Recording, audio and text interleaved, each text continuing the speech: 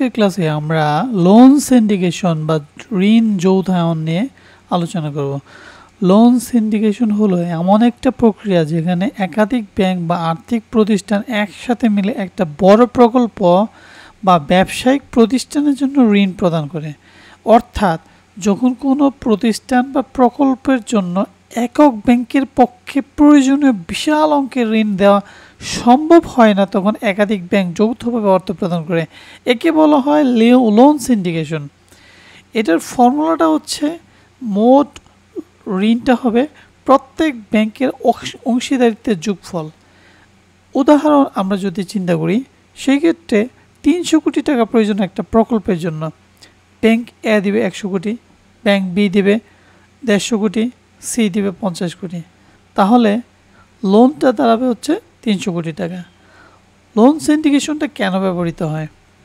বড় প্রকল্পের অর্থের ঘাটতি পূরণ করার জন্য, যেটা একক ব্যাংকের পক্ষে পসিবল না, যেটার ক্ষেত্রে অনেক সময় ক্রেডিট রিস্ক থেকে যায়, ঝুঁকি ভাগাভাগি, একাধিক ব্যাংক ঋণ নিলে রিস্কটা একাধিক প্রতিষ্ঠানের মধ্যে ভাগ হয়ে যাচ্ছে, দীর্ঘমেয়াদী বিনিয়োগের সুযোগ, বড় মাপের প্রকল্প যেমন বিদ্যুৎ, শিল্প, সেতু, টেলিকম ইত্যাদি, এগুলোর কাছে সহজে অর্থায়ন করা যায়।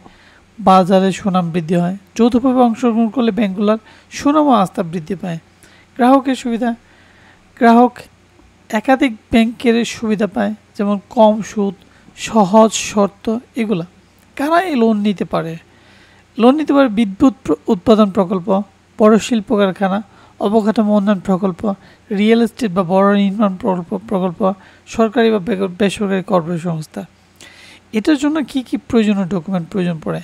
প্রয়োজনীয় ডকুমেন্ট হচ্ছে লোন অ্যাপ্লিকেশন বা প্রপোজাল, ফিজিবিলিটি রিপোর্ট বা project profile, company registration certificate like trade licence, TIN, VAT, etcetera, memorandum and article of association,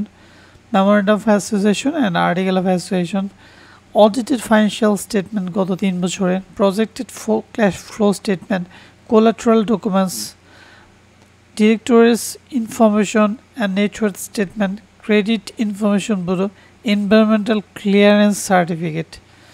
so আমরা যদি শর্টলি চিন্তা করি, লোন নেম হচ্ছে লোন সিন্ডিকেশন লোন। এই লোন সিন্ডিকেশনের ফর্মুলা হচ্ছে মোট লোনটা থাকবে ব্যাংক এ, বি, সি, সবগুলো ব্যাংক যতগুলো টাকা দেবে তার উপর বেস করে যোগফল করলে যেটা হয় সেটা হচ্ছে লোন সিন্ডিকেশন। আর এখানে এলিজিবল পারপাসটা হচ্ছে বড় প্রকল্পের অর্থায়ন ও ঝুঁকি ভাগাভাগি করার জন্য এটা করা হয়। এলিজিবল বোরোয়ার্স হচ্ছে কর্পোরেট এবং বড় শিল্প প্রতিষ্ঠান।